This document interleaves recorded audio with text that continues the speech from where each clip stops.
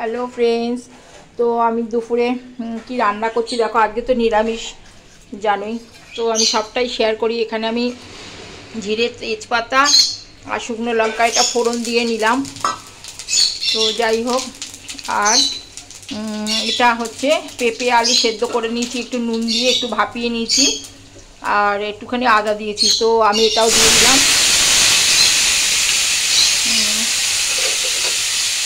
এটা দিয়ে দিলাম।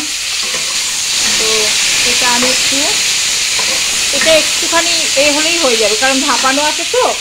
আর এটা যেটা দেবো ছোলা, তোমরা ছোলা দিয়ে কে কে ভালোবাসো সেটা আমায় কমেন্টে জানিও। হ্যাঁ, আর এখানে দেখো, এখানে হচ্ছে হলুদ দিয়েছি, নুন আর কসুরি মেথি, এটা আমি সব তরকারিতেই দিই। আর এটা কাঁচা লঙ্কা বাটা, আর এটা হচ্ছে তোমার চিনিটা একটু বেশি দিতে হবে নিরামিষ তরকারিতে, তোমরা নিশ্চয়ই জানো সেটা।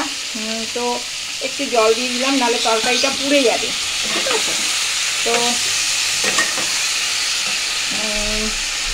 তো এটা তোমরা জানোই, বেশিক্ষণ তো আমি করব না, যতক্ষণ আমি পারবো ততক্ষণ আমি এটা করব। তো আমি এটা একটু জোরে দিয়ে নেবো, ঠিক আছে।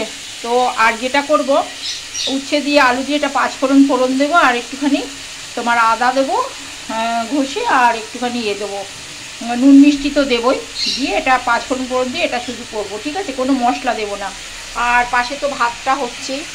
তো আজকের ওয়েদারটাও দেখো, ওয়েদারটা মোটামুটি এরকম আছে।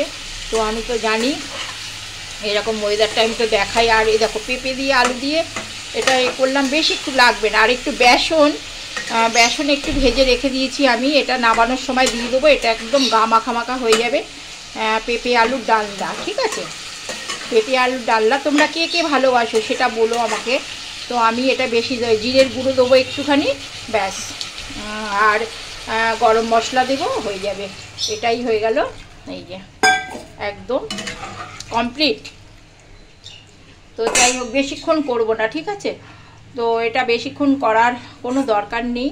এটা একটু ফুটে উঠলে একটু গরম মশলা দিয়ে দেবো আর ঘি দিয়ে দেবো, ব্যাস, এটা রান্নাটা কমপ্লিট হয়ে যাবে। তো এটাই হলো। আর ভাতটা তো পাশে হচ্ছে, দেখছো ভাতটা হচ্ছে।